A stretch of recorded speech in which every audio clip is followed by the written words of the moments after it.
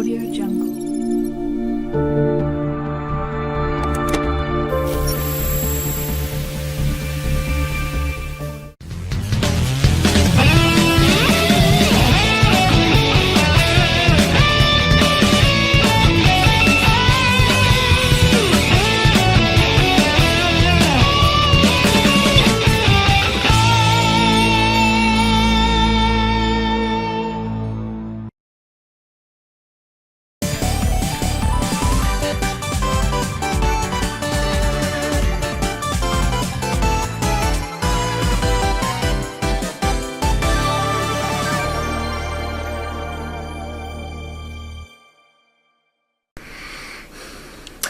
Praise welcome, ladies and gentlemen, Super Gamer in.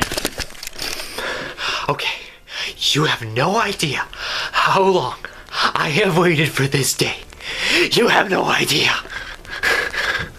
Ever since Sonic Mania was announced last year, I have been on the edge of my seat with every piece of news that gets released. This was a time when Sonic was down the drain after the Sonic Boom franchise, and this suddenly came along and made everyone excited about Sonic again. Did it pay off? Let's find out.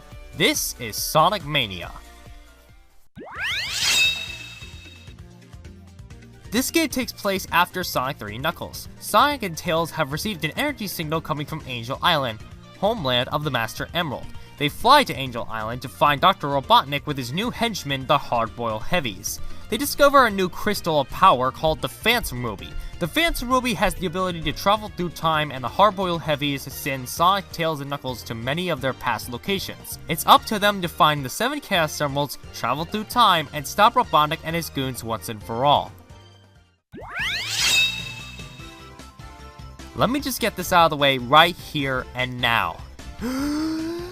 This game looks amazing, but seriously, the graphics are gorgeous to look at. The Sonic Mania graphics team was told to go higher than the Genesis, but lower than the Sega Saturn. The result is one of the best looking games of this year, with its smooth animations and amount of color everywhere. The music is just as amazing as the graphics, whether it be remixes of past songs or new songs for the new levels. Lastly, the animations for the opening and endings are very well done. So this game has good aesthetics, but the thing we all play this game for is for the gameplay. For those who have not played a classic Sonic game before, here's how it works. You platform your way through obstacles and at the speed of sound, collecting rings to stay alive, jumping on robots, and finding secrets. You can spin dash and perform the new move, the drop dash. By holding the jump button after you jump, you can get a speed boost the moment you touch the ground. Me, personally, I never really used it all that much, but it is definitely useful for time trials and beating levels faster. Now, how are the controls compared to the other classic Sonic games? If you ask me, there is no difference. This is the closest Sega has ever gotten to the original control scheme, and that is impressive. The level design is also great, considering that it takes zones that I hated in the original games. Piper, chill. The level design is also great, considering that it takes zones which I hated in the original game, such as Metallic Madness Zone, and making them actually enjoyable.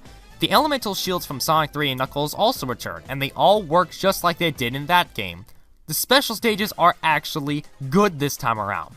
For the longest time, special stages in classic Sonic always had a consistent problems. They were frustrating to get in and frustrating to beat, with the worst ones being from Sonic 2. Literally, screw those special stages. These ones, however, are easy to understand, easy to get into, and easy to win. You have to chase this UFO holding the Chaos Emerald while grabbing blue orbs to build your speed and rings to keep the clock ticking. These are without doubt the easiest special stages I've ever played, and personally, that's how I prefer. Finally, the bosses are some of the most creative bosses I've seen for a video game since Sonic CD. From the Hardboiled Heavies, to the return of Little Planet with Metal Sonic, to even a boss with Team Hooligan and a mean bean machine battle with Robotnik. These boss fights are incredible. And now it's time for the spoiler section.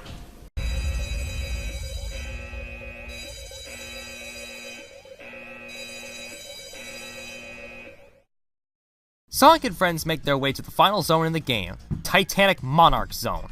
This is one of the longest zones in the entire game, but it's also one of the best, for how it looks and its design. Sonic and Co. make their way to Dr. Robotnik to face off with him once more. As they take Robotnik down, the base starts to explode with Sonic and his friends staring off in the distance.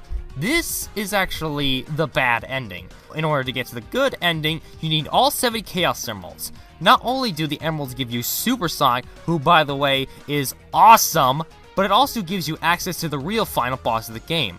As the Phantom Ruby floats in the air, the leader of the Hardboiled Heavies betrays Robotnik and steals the ruby for himself. This guy just cannot get a break, can he? The final boss is actually pretty easy. Sure, you are facing both Robotnik and the Hardboiled Heavies leader at the same time, but because you're Supersonic, there'll be no problem. The good ending will be the same as before, except now, Little Planet disappears, therefore our heroes have freed Little Planet yet again. The end.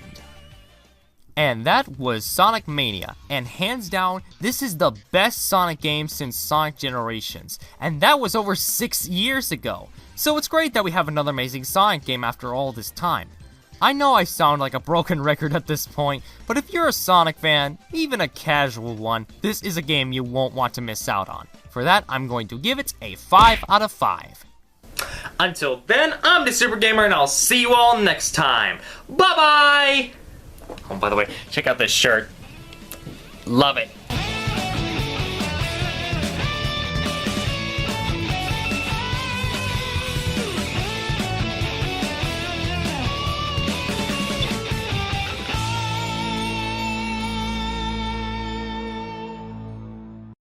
Laugh it up, fuzzball.